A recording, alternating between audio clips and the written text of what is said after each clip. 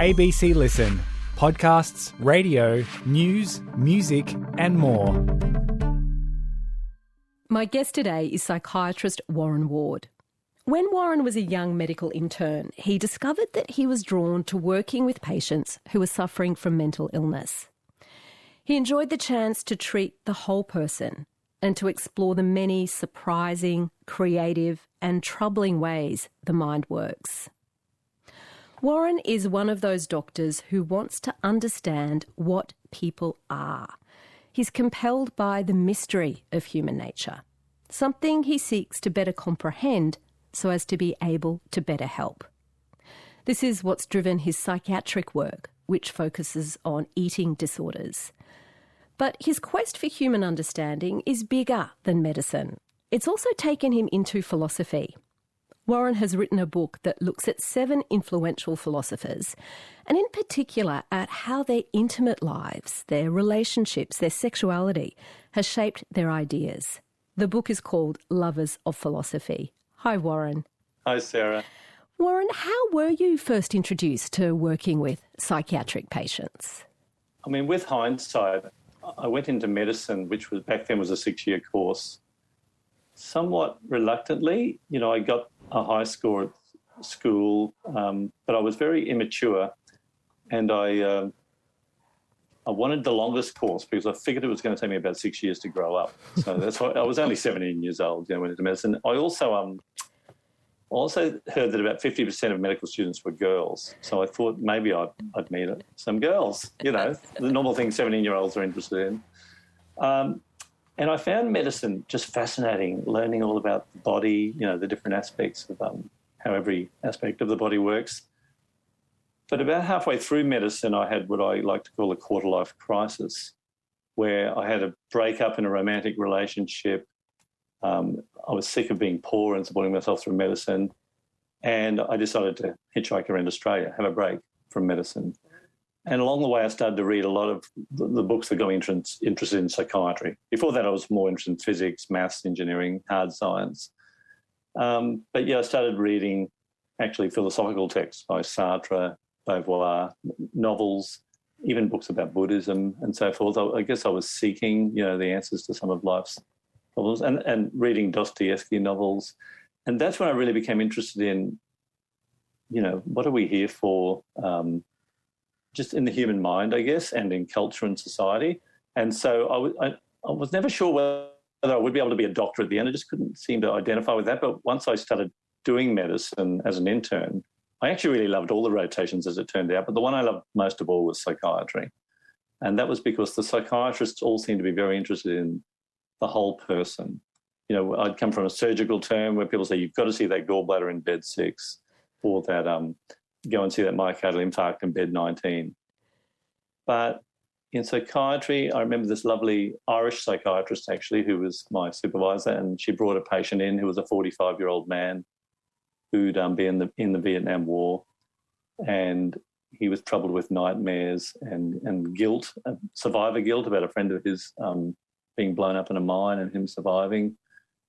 And the psychiatrist was interested in his medical state. He had alcohol problems, so he was interested in his liver and all that sort of thing, but also just the existential concerns about how was this man coping with coming back to civilization after being in Vietnam. I mean, being 20 years earlier, but he was still having nightmares where he was attacking his wife during his nightmares, and there were marital problems. And I just found there was a kindness and a tenderness in the doctor, but also an interest in not just him, but his family, but also how he'd been cast into history, you know, as a young man going to Vietnam full of enthusiasm and coming back broken. And that just seemed to coincide with some things I'd read in some beautiful French and Russian novels about how do we cope with tragedy and life's vicissitudes. Yeah.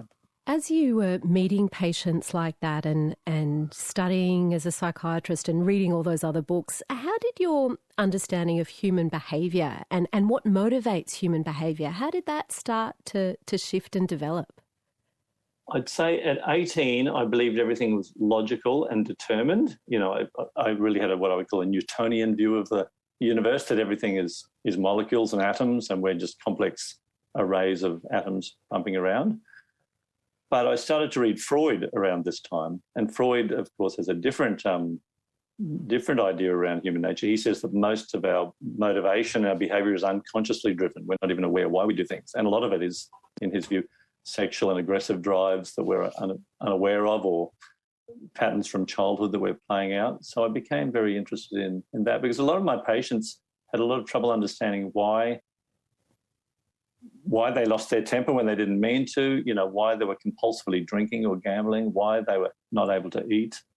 And so people were actually confused about their own motivations. So that mystery drew me in, and I found Freud and the neo-Freudian theories and the supervision I had in that area for a period of 20 years very helpful. Did it feel reassuring in a way to make this change in your thinking, that humans were less rational and logical than you had earlier assumed? Or was it kind of terrifying to think these forces are driving us and driving my patients in ways we can't even get a handle on? I think both. I do remember a woman I treated who was the first case of what is called borderline personality disorder, which is not a term I really like to use, to be honest. But let's just say she was behaving in a very strange way, in that when I was offering her help, she was sort of immediately being aggressive and disdainful towards me and wanting to run away from the hospital and wanting to hurt herself. And it was causing a lot of distress and confusion for me. I really felt out of my depth, actually, at some times. But on the other hand, I think I've always been interested in mystery. And when I was 17 years old, I was very interested in physics. I was initially going to study physics and engineering, and of course the body is very mysterious, but with the mind I found an even greater mystery. So I am drawn to things I don't quite understand and trying to understand them more. Still I am, yeah. You're now medical director, Warren, of a place called Wandi Narrida. What's Wandi Narrida and what makes it unique? So it's the first ever residential program for people with eating disorders. It's set in the Sunshine Coast hinterland amongst beautiful towering gum trees. It has horses on the property for equine therapy. And so 13 participants, people with severe anorexia nervosa, can be there at any one time in the facility. And it has all the important medical and psychiatric and dietetic and psychological input that is needed to help people recover. But it also is a very healing environment where a third of the staff have recovered from an eating disorder themselves. We have recovery navigators who have their own lived experience, equine therapy, yoga, permaculture, art therapy. So it's expanding on that initial thing that attracted me to psychiatry, a really holistic, healing, welcoming environment. Because in a lot of psychiatric units still today, whenever there's involuntary treatment, which unfortunately is sometimes needed, and locked doors, there's just a natural tendency towards institutionalisation. And I think Wandi Narrida is very different. You say this is the first of its kind in Australia, the first residential treatment centre for people with severe eating disorders. Why is residential treatment the right approach for people struggling in this kind of way? Well, I think we do need a continuum of care. Like we need medical wards for people who are really sick, specialist eating disorder units, outpatient treatment. But this is one part of the continuum for people who need extensive long-term intensive rehabilitation, so finding other ways to deal with emotions and thoughts other than not eating, because that not eating becomes a way to deal with feelings. And so it has that sort of the length and intensivity. It's a very expensive program, actually. The federal government funds part of it. Some is funded by philanthropy and other sources. But it's like people with an alcohol problem, for example, or addiction. They go into rehab sometimes for 8 or 9 months. To really restructure the way they deal day by day with thoughts and feelings. So it's that intensivity, I think, that's important. What are meal times like at Wandi Narrida? They're tense, okay. So we have 13 people come for 3 meals and 3 snacks a day, because to recover from anorexia, you need to eat twice as much as you and I eat, because if they eat a normal meal, they'll just stay really sick and malnourished. And what we're trying to do is get the brain nourished, because that actually really helps bring people out of what's called starvation syndrome. But it has to be on time. There's a certain time limit to eat. If they can't eat their food, they have to drink a high-energy supplement. And if they can't drink that, and 3 times in a row, they'll be discharged. So there's a lot of people want to stay there. So there's a lot of pressure to do the thing that they least want to do in a way, which is to get nourishment in their body. And we have staff there with them. There's often tears. There's sometimes people angry or throwing things storming off. But the staff are so kind and compassionate and firm, they bring them back and remind them what they're there for. What sort of things is it helpful for a staff member to say sitting next to someone who isn't wanting to eat what's in front of them? Yeah, it is a very specialised area, supportive meal therapy, as we call it. What is helpful is not to talk about food. Start with light conversation, maybe like a family conversation would be, whether it's about the weather, the news, reality TV, something light. Because for a person with an eating disorder, every meal is like putting their hand in a jar of spiders. It's really terrifying. It's really difficult. They're afraid they're just going to balloon out and terrible things are going to happen. So light chatter as you would with a child who's having a needle maybe, to really distract them. If they really can't do it, you might say something like, I know, I really appreciate this is difficult and you're just doing so well. It's really hard. I know that you'd sort of get down as you would with a child and say something like, remember the reasons that you wanted to do this, because you told me you wanted to get back into medicine in 6 months or resume the studies. That's why we're here. Would it help if we had a supplement? And they might just come and sit really close to the person too. The nice thing at Wandi Narrida is also the participants who are further along the recovery continuum come and actually reach out and help fire a buddy system for people who are still early in recovery. What experiences have you had over your years of working with people with eating disorders of seeing someone really come back from the brink, someone who was really unwell, be able to find their way back to health? Yeah, well, the experience I've had over and over and over again is learning that people not eating enough can cause a switch in the brain and cause a thing called brain starvation, where they go from being able to go with the flow, being able to eat, to being very obsessive and rule-based about food so that they can't bring themselves to eat. And when we get enough nourishment into the brain by whatever means over a period of weeks and months, that switch comes off again and they become flexible, good-humoured and able to eat again. And I've seen that in the extreme. I've seen a patient who's had to be restrained in a bed for 6 months. I mean, it just kills me to have to relay that story because everything else failed and they were going to die. They were a young person. They'd been in hospital for 8 years. And when they were renourished in that involuntary method, a switch came back on and they were able to eat again. And a very experienced psychiatrist in this area in England once said to me, when people renourished, they're able to blush again. Something I've never seen it in any textbook, but sure enough, she became able to blush again. It was a strange thing. And she also began to eat and got her sense of humour back. How dangerous is this illness of anorexia nervosa? So if you or your loved one is diagnosed with anorexia nervosa, you have a 1 in 10 chance of being dead in 10 years. It's got a 10% mortality, which is about the same as leukemia with current treatment. So it's a very serious illness. How does that compare with other mental illnesses, Warren, that enormously high mortality rate?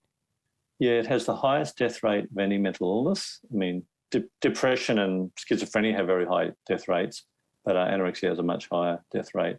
And unfortunately, most psychiatrists are not really trained and skilled and confident in the management of anorexia. That's something in my job as director of the Queensland Eating Disorders Service I've been with my colleagues trying to train many others, but there's still a great need for training other psychiatrists. When you began treating people with eating disorders, what was the approach from psychiatry 20 years or more ago? When I started, there were no what we call evidence-based treatments that have been studied and proven to work for adults with anorexia nervosa. There were treatments available for bulimia nervosa and binge eating disorder. And it's only been in the last 9-10 years that evidence-based treatments have been developed. And they include treatments called CBTE, SSCM and Mantra. They're manualised treatments that involve about 20 to 40 weeks of weekly therapy. But before they work, you need to save the patient's life through nutrition, but also reverse the brain effects of brain starvation, often through inpatient treatment, so the brain can benefit from therapy. Are drugs used at all, medications, in treating eating disorders? As an adjunct, the most effective treatment is definitely nutrition and specialised psychotherapy. There's no proven treatments with anorexia. Sometimes some medications are used for anxiety before mealtimes, And with bulimia nervosa, fluoxetine, also known as Prozac in high doses, can be helpful with people with binging disorders. You know, Warren, I assume that all mental illnesses are complex and have many factors. But what do anorexia sufferers themselves say about how their eating disorder started?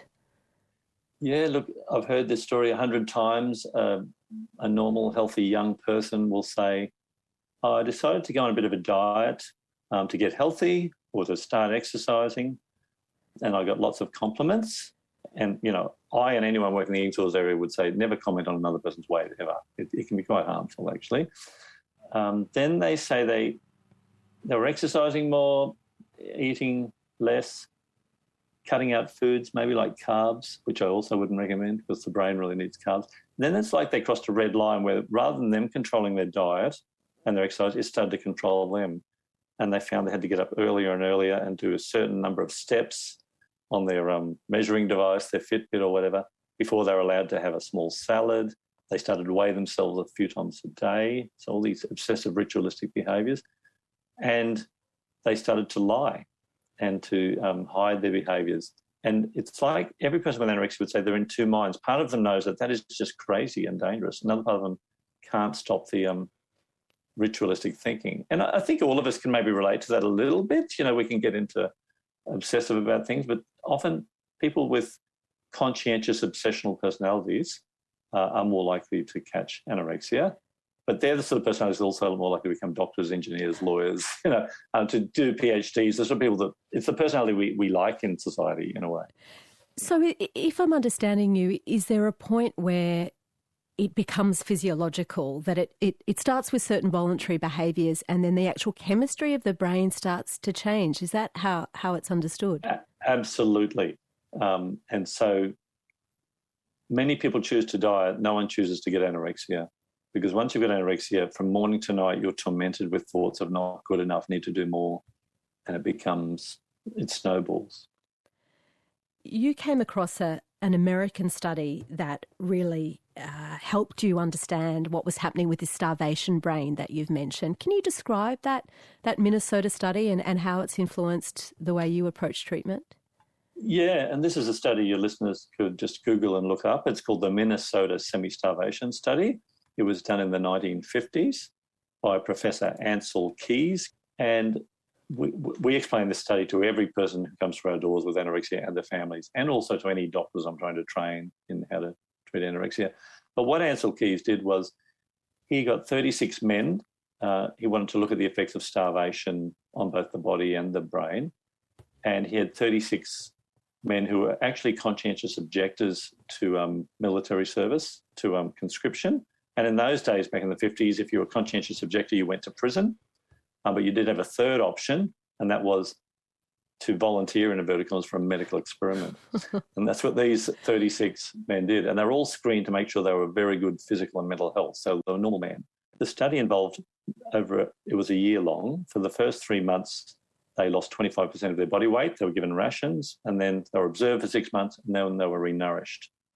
What they found was, as well as all the physical changes like low blood pressure, low temperature, all the men, 100% of them had profound mental and behavioural changes. And the ways that they changed were they all started to get what I call the 3 Rs, developing rules, rituals and rigidity around all their behaviours, but especially eating. They started to talk about food all the time with the other inmates, the other volunteers for this research. They started to swap recipes, which was quite unusual for American men in the 50s. And they developed what we call proofreader thinking, where they just got focused on detail and lost the ability to go with the flow, the bigger picture.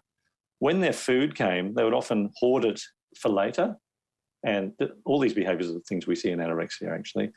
But sometimes later would never come, and they just keep hoarding their food. When they did come to eating, they often had rituals where they wanted to eat in complete silence, would move the food around on the plate in special ways and take 2 hours to eat their meal. They also became depressed. 3 of them developed suicidal thoughts. Remember, they were mentally well before the study. And 3 were admitted to a psychiatric institution for suicidal thoughts. 1 chopped 3 of his fingers off in a self-harm attempt. And when they were renourished, they all returned to normal thinking.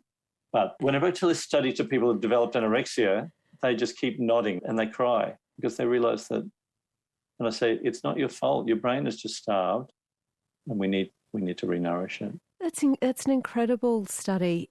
It's also, of course, really striking that research was done on men and that this is how healthy men began to change once their brains reached a certain point of malnourishment. But of course, anorexia nervosa is a disease which disproportionately affects women.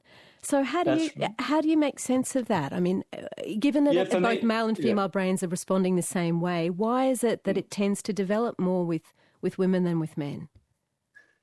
And that's where the cultural factors come into play, because women are taught from an early age to judge their worth based on their appearance.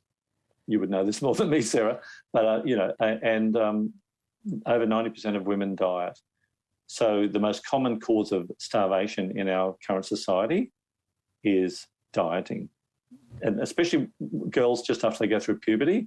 We idealise a pre-pubertal shape even in adult women, and now with Instagram and other social media, that's just been it's like petrol to a fire. There's just so many young girls trying to get unrealistic shapes and sizes through dieting. And the biggest loser, that terrible TV program, for me, it's like the biggest smoker.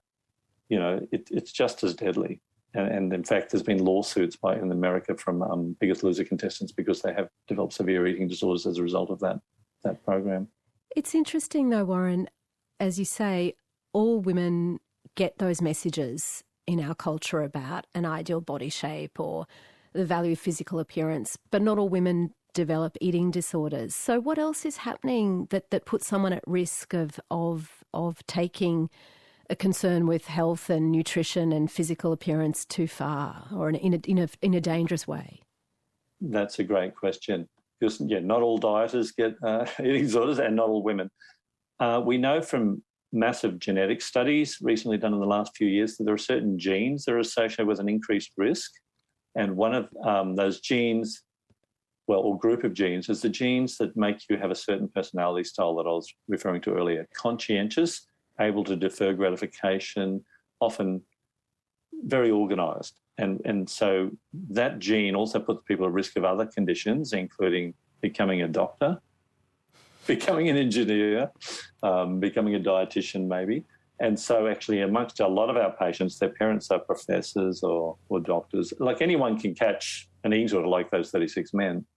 But if you're a bit conscientious or organised in that sort of mindset, which is it's a personality, as I say, we value, you are definitely at higher risk. Warren, we're speaking with you in your role as expert, as psychiatrist and as healer. What's your experience of being on the other side of mental health and recovery? So I've had my share of mental health problems over the years. Probably the one that's been the most traumatic is alcoholism. So most of my colleagues wouldn't know this, but about 20 years ago I found that I was really in trouble with alcohol.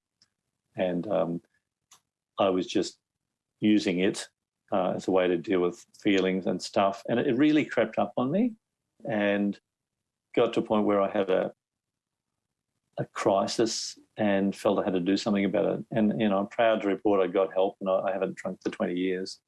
And I think that's helped me in all sorts of ways. In one way it's helped me is that if I'm not medicating my feelings, I get to learn about myself.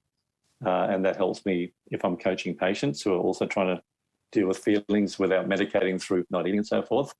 But hopefully it's helped me to be a bit more compassionate and understanding because I know it's hard to recover from mental health problems. And also panic attacks, I've experienced them, they're terrifying. So I'm pretty mentally well at the moment, but, I know as a human, I see physical and mental health as similar in that they fluctuate and we have our ups and downs and I expect that to continue in my life. Do you think, given that you were a psychiatrist, did that make it initially harder to seek help, perhaps, than someone who wasn't already working as an expert and as a helper in this field? Well, it was hard in that I did feel quite a bit of shame initially, and I made sure I found people who were very discreet, who I didn't have professional relationships with. Yeah, I felt apprehensive, that's for sure. Yeah. Look, I've been fortunate in that for 20 years I've had supervision from a very experienced psychotherapist. And so I have this lovely thing where every month I can go to them and saying, these patients are causing me great anxiety, or it's bringing up stuff where I'm feeling very uncomfortable. And my supervisor will actually help me to see where my own childhood has been triggered by something in the patient, maybe an urge to rescue them so I can't give them space to get better, or anxiety that interferes with my thinking. So, you know, I go for a service and check up every month and, you know, and acknowledge that my own life experiences have certainly affected how I will internally respond. And that was something Sigmund Freud and his followers suggested. It's not something all psychiatrists do. So that's been one of my secret weapons, really. And so I have someone who knows the inside of my head extremely well. And it's like I've lost all sense of shame because it's all been looked at and I've accepted it all. And, of course, a lot of things I've struggled with are universal. But it does help to be just one step ahead of my patients if I can be in learning about myself. Warren, this curiosity that you've got about your own behaviour and about the behaviour and motivations of the people you work with as a psychiatrist, was that observable right back when you were a little kid? Were you a curious child? Yes, I think I was. No, I grew up in a very, very working class environment. You know, my father went to school to grade 6 and my mother to, I think, grade 10. She was one of 11 children. Neither of them had the benefit of, you know, higher education. And my father was actually the son of 2 orphans. So it was a pretty very, very challenging upbringing, both of them had, I'd said. You know, they came from hard times. And we didn't have really any books in the house. You know, it's funny because now my greatest love is reading and writing. But we did have the World Book Encyclopedia, and I read that from A to Z. And I know whenever my friends would come over, my father would say, I feel like I'm in a Woody Allen movie. He would say something like, you know, he just reads the encyclopedia, sits there and he reads it from A to Z. I've never seen anything like it, you know, and they'd all shake their head. Yeah. So he wasn't proud of you. He was astonished. I think he was proud of me, but also, you know, who was this person that's descended into our household? My father's a boxer and a Boilermaker, but I will say he's very intelligent and he's an autodidact. You know, he loves watching documentaries. And if he had been brought up in a more privileged upbringing, he would have loved to go to uni. But when I was in grade 11, I asked my dad, what should I do? You know, I'm going to finish school soon. He might deny this if he hears it, but my memory is that he listened. He looked and went, oh, I don't know. What about being a fireman maybe? It wasn't until I met some middle-class people at the school I went to that they were talking about going to university. I thought I'd give that a try. If you weren't being led to books at home, where did you find books? Where were you reading or getting the encouragement to read as a kid? Yeah, well, my mother could see that I was quite strange and liked to read a lot, so she did take me to the local library and I got some Enid Blyton out and started reading them. I'm not sure they really fed the fire that I needed. It wasn't really till I started scouring the library in high school and reading about quantum mechanics and physics. I wanted to get my meat into something really juicy. By the time it came for you to finish school, were you ready to leave home? Did it feel like the right stage for you to be out on your own? I was listening to Triple Z a lot and I was a punk by then. What kind of hairstyle? You don't have much hair now, Warren, but what was it like back then? Well, then I could do all sorts of different hairstyles. So I had a very short hair. I loved the Jam and going to punk concerts. It was in that time in Queensland when the occupism was very powerful, so that the rebellious movement of punks was really strong. And I had a mohawk, eyeliner, which my father didn't like, seeing me come home with eyeliner when I'd go to a concert. So, yeah, I was at that very rebellious and then moved into a share house very soon. So I was pretty happy to get out of home and explore the bigger, brighter world. And that's when I really started consuming what I would call bohemian literature, Sartre, Beauvoir, Dostoevsky, yeah. What were the hygiene conditions in that share house like? not very good. It was in Paddington. It was $65 a week. There were 5 of us living there. And I had a mattress and a couple of garbage bags for my clothes. And I remember when my mother visited, she cried and said, "This is terrible." I said, "No, it's great. I'm free. I'm happy. I'm living in inner city Brisbane." But, yeah, no, it wasn't very good. I remember we didn't actually have a bin, but in the corner of the kitchen we just had this corner of scraps and stuff where we'd throw stuff. We would clean it up later, but it never really got to cleaning it up. Just like a compost heap pile in the kitchen. Yeah, they kept getting bigger and bigger. And I think none of us could cook. There was one guy called Hugh who was quite sophisticated. He could cook chocolate mousse. So we'd have cheese on toast, chocolate mousse. Now, it was a bit of a mess. And actually, I remember when we had to clean up for the bond of this first share house after the first year, we found a rat in the oven. In the oven?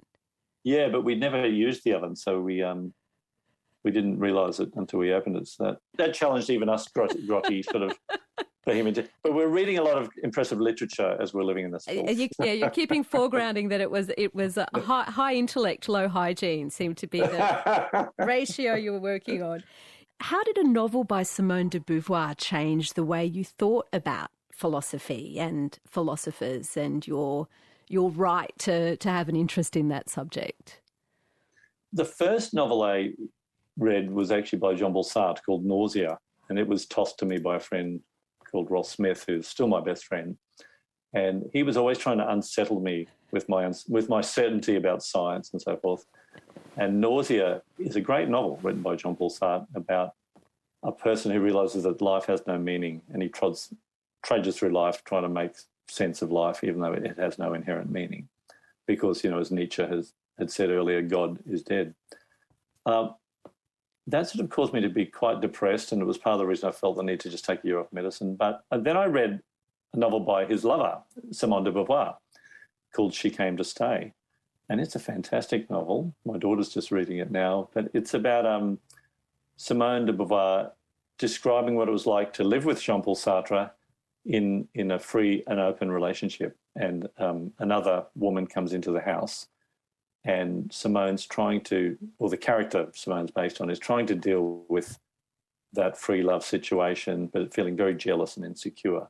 I loved the honesty in the novel and the vulnerability, but what I really loved was that Beauvoir portrayed Sartre, this great philosopher, as a man, as an imperfect lover, her lover, and that really got me into philosophy and planted the seed for the book I wrote, because I had this question a few years later: what if we could learn about other philosophers from their lovers and as lovers?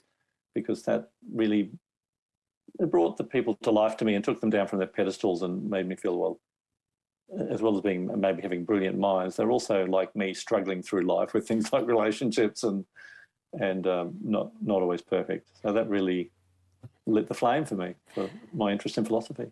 Jean-Paul Sartre and Simone de Beauvoir met when they were both students in the 1920s, and their relationship lasted until his death. Did they ever marry or live together? Funnily enough, they were best friends, all their life. They shared all their writing with each other. They shared all stories about their other lovers with each other. They were physically lovers till they were 30. But no, they never lived together. They sometimes took holidays together, but they always lived in separate little places in Paris. They would always meet for lunch, though, and share their work.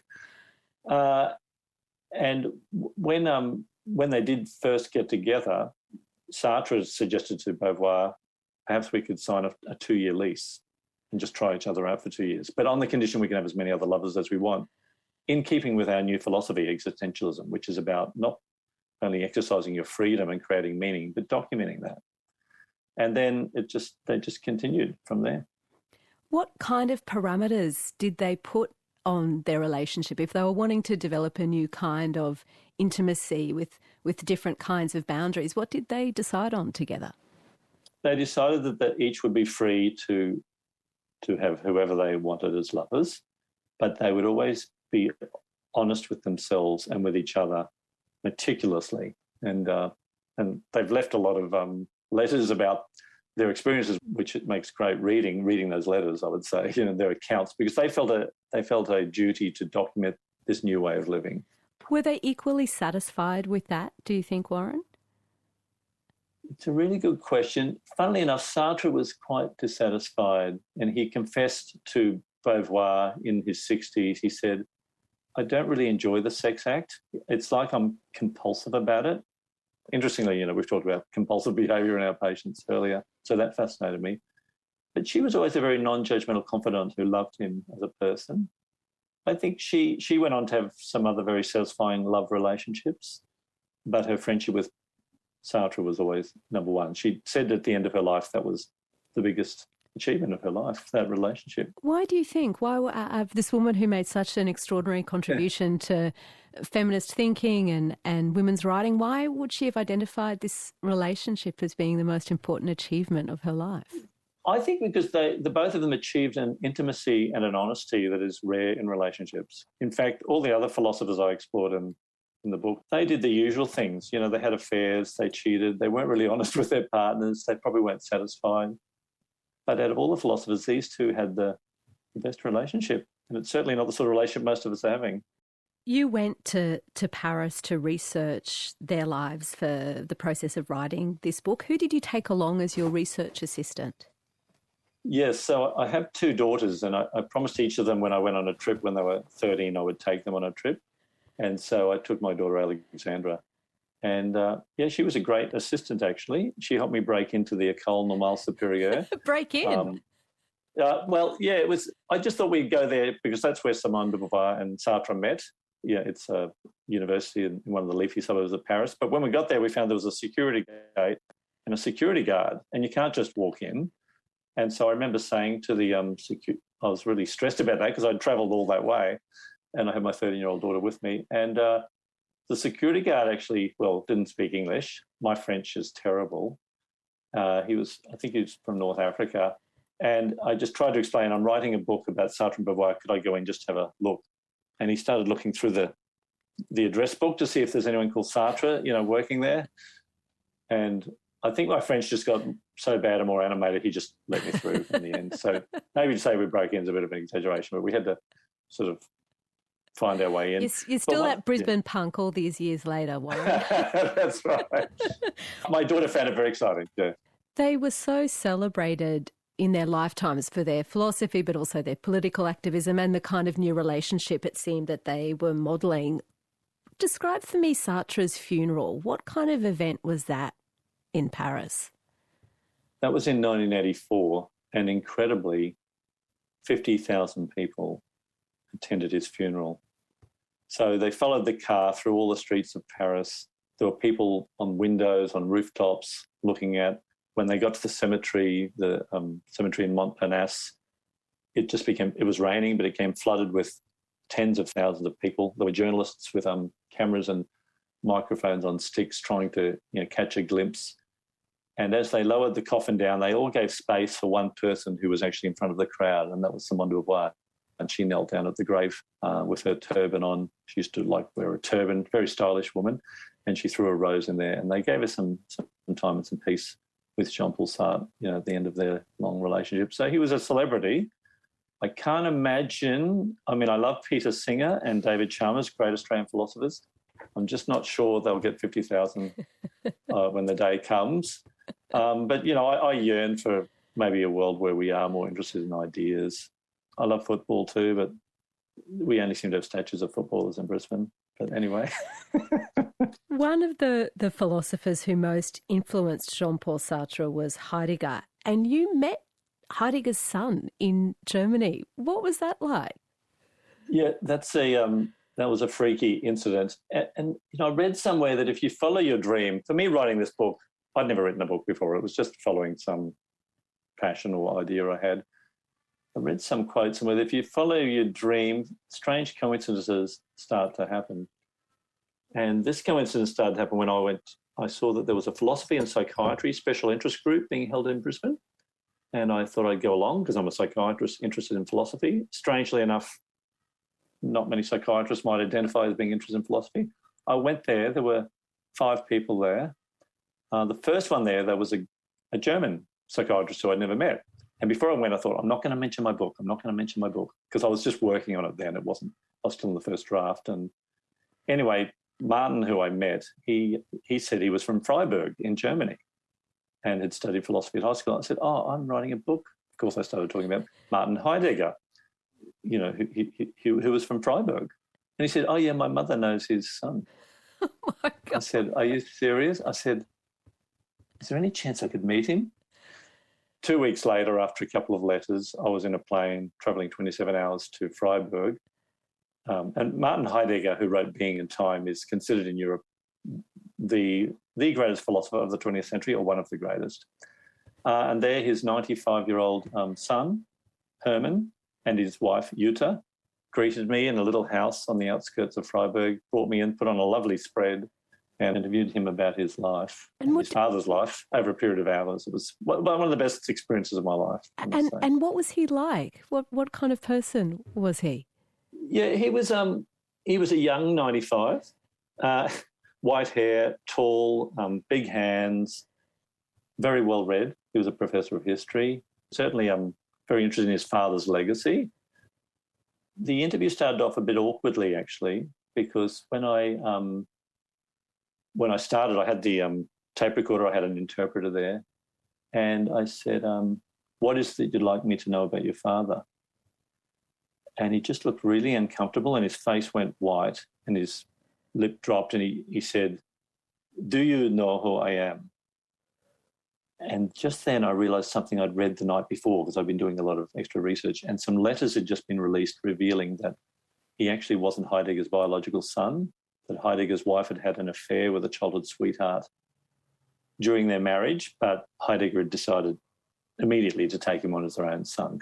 And the psychotherapist in me clicked on, luckily, because it just seemed like this awkward moment where the interview was going to go terribly. And I said, I do know that Martin Haidigga is not your biological father, and I also know that he is your father and that he raised you from birth. And then there was just this relief. He said, oh, you understand. And I think we were able to have a great interview then. But it's like in psychotherapy, we often have to hold two truths and say them both at the same time to show we understand someone. So like with someone with anorexia, I might say, I understand you want to lose weight. I understand you want to be better. When did Herman discover that Heidegger wasn't his biological father? What do you know about that? Yeah, well, there were two memories that really stuck with me from that interview. The first was when Herman was about 11 and his mother, Elfriede, put him and his brother in ties and white shirts and trousers, the best dressed they'd ever been, because they were going to a rally at the Freiburg football stadium where 50,000 people were there to hear Hitler speak. He'd come to town. It was just in the lead up to the Nazi times. And Herman said his mother, Elfriede, was a very, very big supporter of the Nazi party. But about a year after that, the president of Germany died and it was looking like Hitler was coming to power. And Elfriede took Herman aside then, he was 12, and said, there's been a big event happening in Germany today, but I also need to tell you about something important that I've been meaning to tell you all your life, and that is that Martin is not your father, but you must never, ever mention this to your father or to anyone else except your wife when you get married. And as Herman was telling me this story, the 95-year-old man, his wife Jutta was holding his hand and looking at me and saying, can you believe someone did that to him, a 12-year-old boy? It was a very poignant moment, actually, just sitting with them in the lounge room, them telling their story. Mm. Back when Elfriede, Herman's mother, was pregnant with him and she revealed to Heidegger that she'd had an affair and she was pregnant with another man's child, Heidegger fell in love with a young student. Who did he fall in love with? Yeah, so he was a professor of philosophy at, the University of Marburg, I think it was, before he moved to Freiburg. But he fell in love with a young student called Hannah Arent. She'd come all the way from Königsberg in the north of Germany to hear this great man lecture. I think Heidegger was about 35 then. She was about 19 or 20. And Hannah Arendt turned out to be one of the greatest philosophers also of the 20th century for her great books about totalitarianism and many other topics, political philosophy especially. They had a tumultuous 4-year affair that ended really when the Nazi party rose to power because she was Jewish and she had to escape. And where did she go, this young, brilliant Jewish-German philosophy student, once the Nazis came to power? She went to France, but very soon afterwards, all German nationals in France had to be rounded up into camps, and she ended up in Camp Gurs in southern France. And then when it became even clearer that the Nazis were overtaking France, it looked like she was at risk of being captured by the Nazis and sent to a concentration camp. But she actually escaped with a few other inmates and got to the border of Spain. She actually went there with Walter Benjamin, another famous philosopher, who sadly committed suicide on the border because he thought incorrectly the Nazis were going to get him, and he handed his last manuscript to Hannah Arendt. She went to Portugal, I think, and then to America, where she spent the rest of her life, an illustrious philosophical career. So she did go on to be this celebrated thinker and to famously cover the trial of Adolf Eichmann in Jerusalem, where she coined that phrase, the banality of evil. Heidegger in Germany, although he was a famed philosopher, was associated with Nazism and to many people became kind of dismissed then as a figure inseparably connected with Nazism. So what sort of relationship did Hannah Arendt and Heidegger have after the war? I mean, did they fall out? Did they stay in contact? What was the nature of their relationship after Nazism? Yeah, so what happened was that Heidegger was stripped of his professorship because when the Americans ran what they called were denazification trials, he had been a member of the Nazi Party for 13 months, and they called him a Mitläufer, which means one who walks with the Nazis. They had various levels of guilt, if you like. He was sort of somewhere in the middle. His career, it seemed, was over. His wife was devastated. But Hannah Arendt was doing a tour in the 1950s, and she decided to call on her old professor. She wasn't sure if she would. And to get a long story short, she decided to rehabilitate his reputation. She started getting some of his work out there with some of her colleagues, and they wrote to each other until his death, actually. They were very close friends, something that Heidegger's wife didn't really appreciate, because I think there was still some sort of frisson really going. There's a great tenderness between the two of them. And, Arendt has been criticised both for, as you mentioned, the way she described Eichmann and the banality of evil, but also for her friendship with Heidegger. How did your conversation with Heidegger's son and not son, Herman, how did it end? How did you take leave of one another? Geez, I still feel very emotional, because I feel like I was taking a trip down history. But no, halfway through the talk, Jutta put on this amazing spread, so we just ate and drank coffee. But I think at the end he felt really heard, and because the story about his father's Nazism is mixed and complicated, like a lot of stories in life. I think in our social media world, we like to say people are either cancelled or perfect, and the truth is we're all complex. But yeah, he and his wife were waving as I left with great gratitude, and the interpreter could tell that something historic had seemed to have happened too, and we both just had to go and have a drink in town and just debrief. It felt like really a momentous occasion for both of us. I mean, I wasn't a journalist or a historian. I was just someone who was curious, so it was really momentous for me to have that experience. You said, Warren, that part of the impetus for looking at the intimate lives of these thinkers was to also understand their philosophy differently, or to see how the private and the philosophy connected or interacted. Did you see Heidegger differently, or his theories or his significance as a philosopher differently after having that kind of more intimate side revealed to you through that conversation with his son? I think, the irony of the fact that Heidegger actually wrote about, in his philosophy, he wrote about the fact that we're thrown into the world in a certain time or place, and we shouldn't run with the herd. We should find our own authentic life and make meaning. So he was a proto-existentialist. But the irony, of course, is that he joined the Nazi Party to get a promotion, it seems, but he was in love with a Jewish woman. And so I think I see the tragic element in that even though he had this high-minded idea, like all of us, we find it hard to live our high-minded ideas. And that's the sort of thing that stays with me about Heidegger's story. Maybe that makes an argument for making philosophy more personal or grounding philosophical thinking in the reality of our messy emotional lives. Absolutely. And I think that's where women philosophers who are in the minority and feminists have really made, and some men philosophers like Nietzsche and even before them Montaigne, let's bring the body back into philosophy and relationships and context. And I think some newer feminist philosophies, including Beauvoir's, does that well. But you could describe Western philosophy in a way as a project of mainly white men to just try and live in their heads and to sort of, well, that was Plato's idea, separate the mental from the physical, which I think would have to be doomed. And also, of course, as you say that, I'm struck by the fact that as a psychiatrist, a doctor of the brain, your specialty is a mental illness that manifests in the body. Absolutely. And, I'm also psychotherapist. I worked in the area of trauma before eating disorders, post-traumatic stress disorder. And I'm a great believer that, well, I've learnt this, as a psychotherapist, you're sitting in a room with another person and their body and really try and be attuned to how your body is responding to theirs. You know, what's happening in my gut when I'm with them. It's a clue to the feelings they're having. And so telepsychiatry, whilst it's good in some ways for people with distance, there's nothing like two people sitting in a room.